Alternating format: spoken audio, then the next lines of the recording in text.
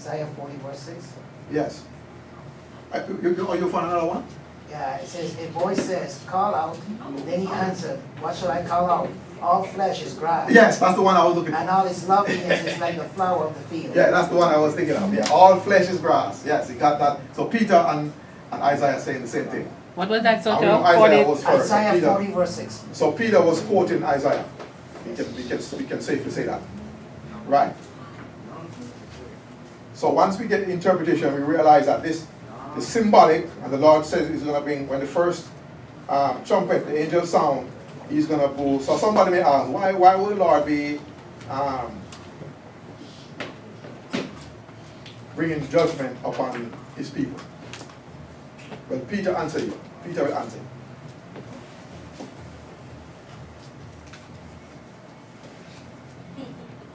1 Peter 4:17. For the time is come that judgment must begin at the house of God. And if it first begin at us, what shall the end be of them that obey not the gospel of God? Right, so judgment begins with God's people first. He said judgment begins with us first. What about those who are not, that judgment is going to be deadly. Because he said the fire is to try and to shift out the good from the bad. Right? Some people call it the shifting time. Shifting. All right. Let me see. Something just came to my mind. Oh yeah, Ezekiel 9. We read this a couple weeks ago. But for those who weren't here, we'll read it again. Ezekiel 9. The Lord tells the angel to, we were talking about the seal, and we went to Ezekiel 9, so this is important. Ezekiel 9, and let's see where the Lord tells him to start. Ezekiel 9. Verse 4? Verse 4?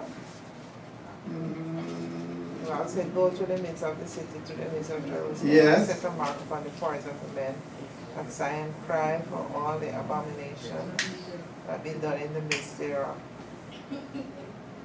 Yeah, and he told him to start at the oh yeah, okay, yeah. So 4 to 6. And the Lord said unto him, go through the midst of the city, through the midst of Jerusalem, and set a mark upon the foreheads of the men that sigh, and that cry for all the abominations that be done in the midst thereof. Right. And to the others he said in mine hearing, go ye after him through the city and smite. Let not your eyes spare, neither have ye pity.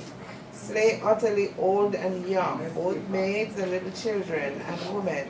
But come not near any man upon whom is a mark. And where must he begin? And begin at my sanctuary. Yes. Then they began at the ancient men which were before the house. So he began at the sanctuary. Can you believe that all these they were there, God's people in the city and in the sanctuary too? Because we read some time ago, a couple weeks ago, I think it's in Ezekiel here, where the people were doing evil in the temple. They worshiped the sun in the temple. They turned their backs towards the east, and the Bible said they worshiped the sun. And they worshiped Tammuz. Remember that? We studied, right? So they were doing so. The Lord said, I'm going to start at my house first and clean it up. So Revelation 8, the first trumpet. So we're going to go to verse 14 and want to have lunch quickly, soon. Okay, so now we understand now. And the first angel sounded, and there followed hail and fire. Okay, what is the hail and the fire mingled with blood?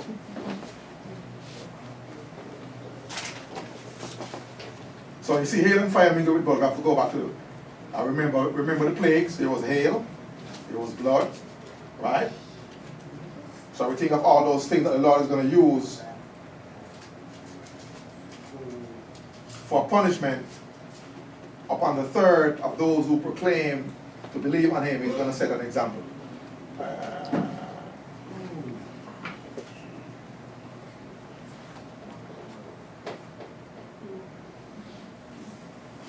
So we can look at Isaiah 28:2.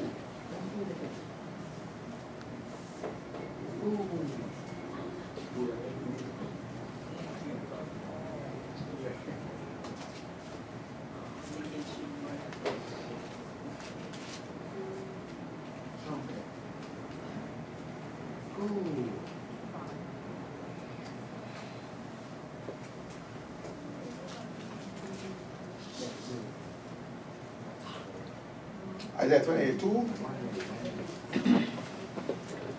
See, Yahweh has one who is strong and potent, like a downpour of hail and a destroying storm, like a flood of mighty waters overflowing, who casts down to the earth with the hand. All right, so we see the Lord is going to use hail. And in Revelation 2, in Revelation 16, since we're in Revelation, let's go 16, because something just came to my mind here. All right, and one of the 7 plagues, Revelation 16 talks about the 7 plagues, right? Similar to the plagues In Egypt. that destroyed the pharaohs in Egypt, right? And I think the last one and this one was the plagues, was the plague of hail. Verse 21, Revelation 16, 21.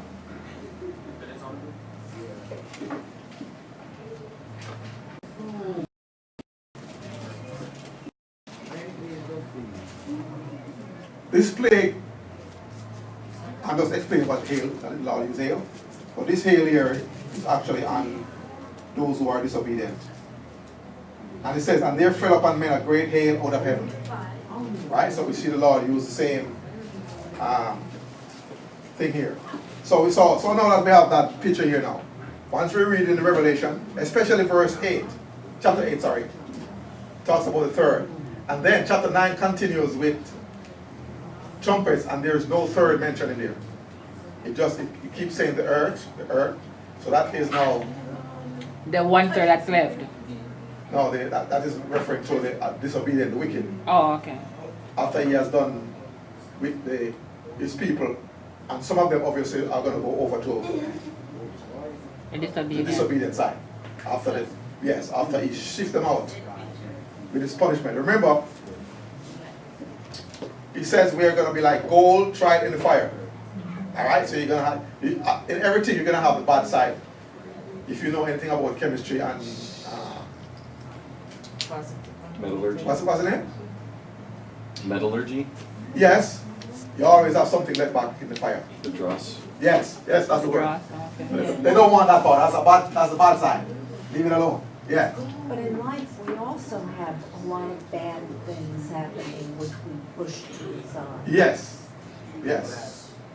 So it says, the first angel sounded, so every time you read now in Revelation 8, third, think of all the people that God knows who profess his name and are calling upon his name. They are going to want to be getting this punishment here. All right. So once we get that foundation and we start to read it, then we have an understanding now. But you may have questions. It says, so verse 8 says, and the second angel sounded, and as it were a great mountain burning with fire cast into the sea, and the third part of the sea became blood. Same like In Egypt. Egypt. The third part of the sea became blood. God's people who are disobedient, the third became blood. Mountain in the Bible represents God's congregation. See, he said the great mountain burning with fire. Isaiah 56:7. Let's look at that. You have to see what mountain this is. You can't say this is Mount Ararat or Mount Gilbrother. After that, the Bible speaks. Isaiah 56. Even them will I bring to my holy mountain. All right. And make them joyful in my house of prayer. Their burnt offerings and their sacrifices shall be accepted upon mine altar. For mine house shall be called a house of prayer for all people. All right. Does this ring a bell? Jesus uses this term here. That's it, yes. Well, what were they doing at that time when Jesus was using this term? Selling. Yeah, they were doing bad things in his house, Selling and in his holy mountain. So he had to overturn it and kick it out. So here the Lord says that this mountain is going to be burned with fire because they are disobedient. And the third part of the sea became blood. Think about it. The sea. Verse 9 says, and the third part of the creatures which were in the sea and had life died, and the third part of the ships were destroyed. Ships is another term being used for God's congregation. What lesson do we learn? What lesson do you always hear the churches teach? Which is not wrong. This one is a good one. When they always teach when Paul went into the ship, right? And the ship was sinking, right? What do you usually teach the congregation about that? Yeah? You talking when they had Do you mean Peter? It was Peter? Do you mean Peter? Oh, it was Peter? When the ship. You mean when Jesus was walking towards them? No, No. when Paul on his missionary journey, he was in the ship. Oh, Shipwreck. okay. Yeah, that ship. You always hear it?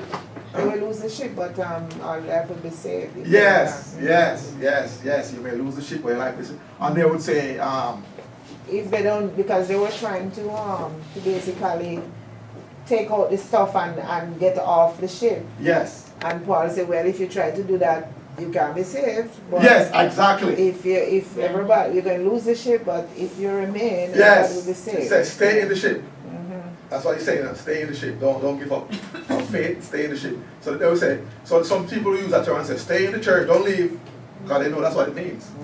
Don't leave like that, and they will use the ship as a symbol of that. So that's what that ship means. So everything is there pointing to that. And we do have Habakkuk 1:14 give. I just have a few more verses to go, and then to just let you know these things, that's what it means. Don't put any fanciful interpretation on it. Just make it plain and simple. Habakkuk is alright, okay, Habakkuk is back here. That book we don't use much often, but it's somewhere around there. Zephaniah, Habakkuk. Nahum, All right. then Habakkuk, and Zephaniah. Amos, Obadiah, Nahum, Habakkuk. Verse 14 says, and makest men as the fishes of the sea, Yes. as the creeping things that have no ruler over them. Right, so that part explains the third part of the creatures which were in the sea and had life died, and the third part of the ships were destroyed. So people, God's people are likened as fish also. Peter, do you become fishers of what? Men. Yeah, I want you to become fishers of men. And and the Messianic community uses a fish Symbol. and The ichthus. The ichthus. yes, as a symbol. They use the fish, yes. Do some use the fish and also the menorah?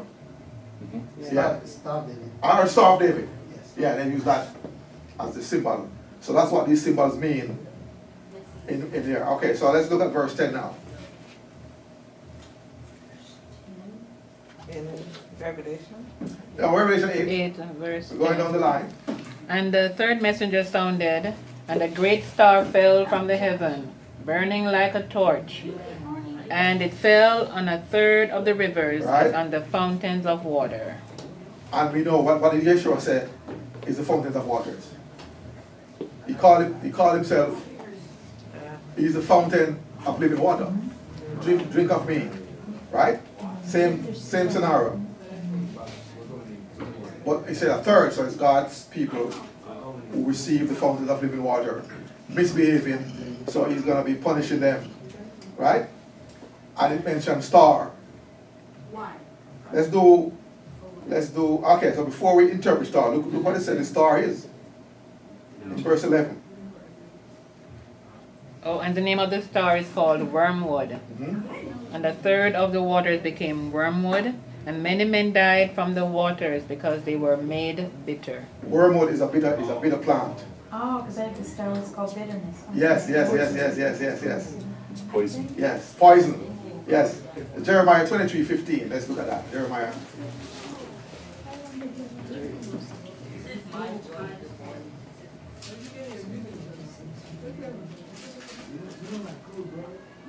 Mentions that. This is God speaking about his people and what he's going to do to them. Feed them with wormwood. Jeremiah, let's see. In water. Let's see. I have see. Okay, you know what? Let's to get the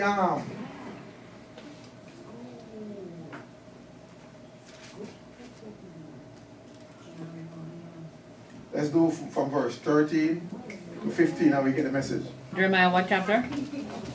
20.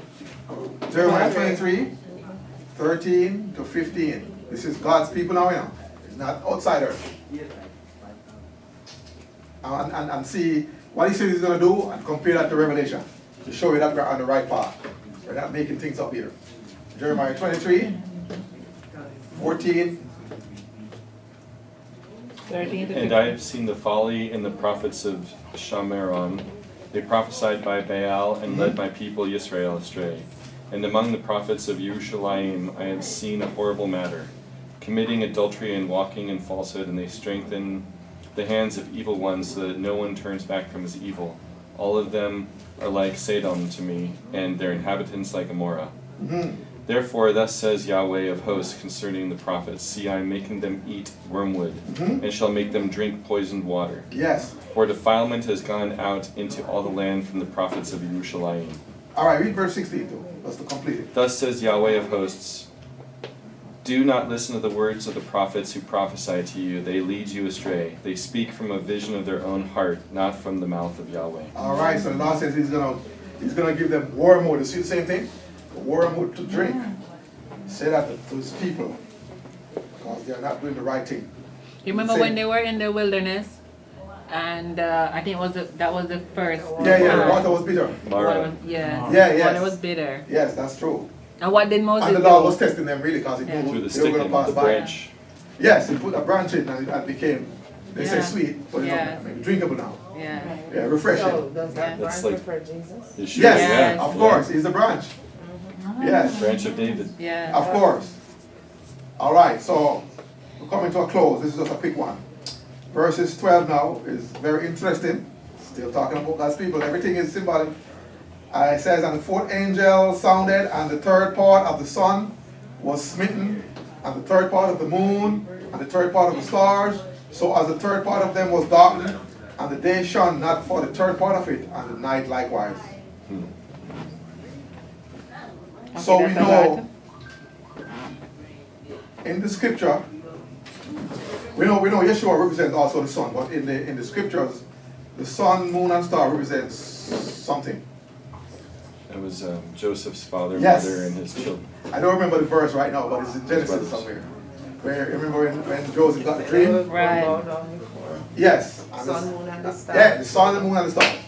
Always keep in mind, that's it. That's the first mention. So anything you see after that, and he says sun, moon, and stars. In Revelation 12 is mentioned sun, moon, and stars. And people, Mr. Sutton, I was talking about that last week, Revelation 12. Let's look at that. Let's look at that quickly. We're coming to a close and we can eat. Is the Feast of Trumpets is a holy day? We're gonna eat. It's Shabbat, you know. We're gonna do like the Apostle Paul and preach until midnight. Okay, I volunteer to fall. You're gonna get us all. You'll be young man. Young fall here. Revelation 12. And a great sign was seen in the heaven. Yes. A woman clad with the sun, with the moon under her feet, Yes. and on her head a crown of 12 stars. Right, see, same thing, right? Same thing. Woman is the believers. Yes. And All of God's people. The crown of 12 stars represents Israel. Israelites, in general, God's people. Yes. Right? Sun, moon, and stars. And those the grafted Bible in. says, okay, what did he say to, it came to mind last night, but I didn't write it down, but you remember. What did he tell Abraham that his generation is going to be like? stars in the sky. These It's going to be like the stars. You cannot count it. It's going to be like the stars. And Daniel chapter 12 says, but when we talk to people and they are converted, we are going to be like stars. Daniel 12, sorry. Daniel 12:1. Yeah, Daniel 12:3. Daniel 12.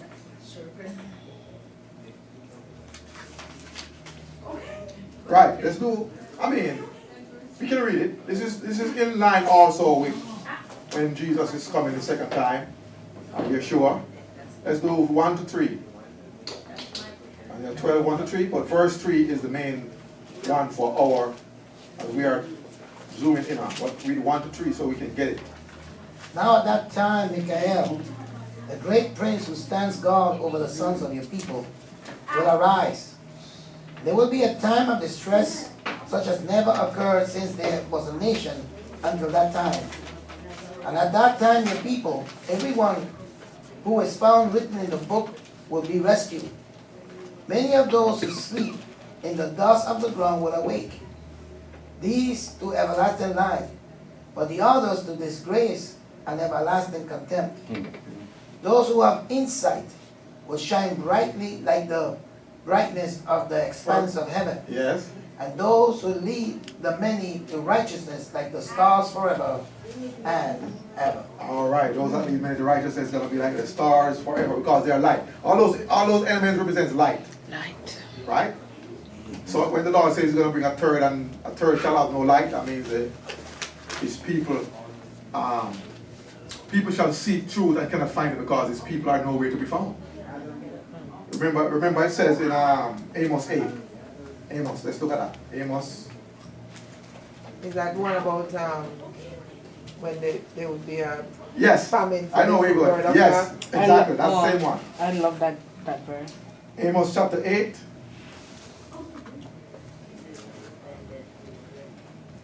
All right, we can do. Verse Let's look 11. at this one. Okay? I didn't even see that when I was looking at it, but this one does fit right into what we're talking about. This is Amos, is talking to Israel, God's people, right? And this is what Amos is saying here. Under my Bible, it says Israel's doom is near because of their disobedience. But He didn't give us a verse. read verse 9 to 11. Oh no, let's go to 12. Wow. To 12. Every time I'm reading, I'm seeing something here. So we go 9 to 12. It will come down in that day, Mhm. declares the Lord God, that I will make this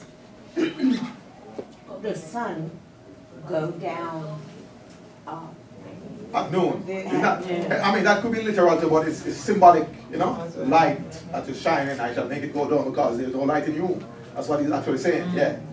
and make the earth dark in broad daylight. Yes, Probably a eclipse, if you think about it. yes, Then I will turn your festivals into mourning. yes, And all your songs into lamentations. Yes. And I will bring sackcloth to everyone and baldness on every head. And I will make it like a time of mourning and only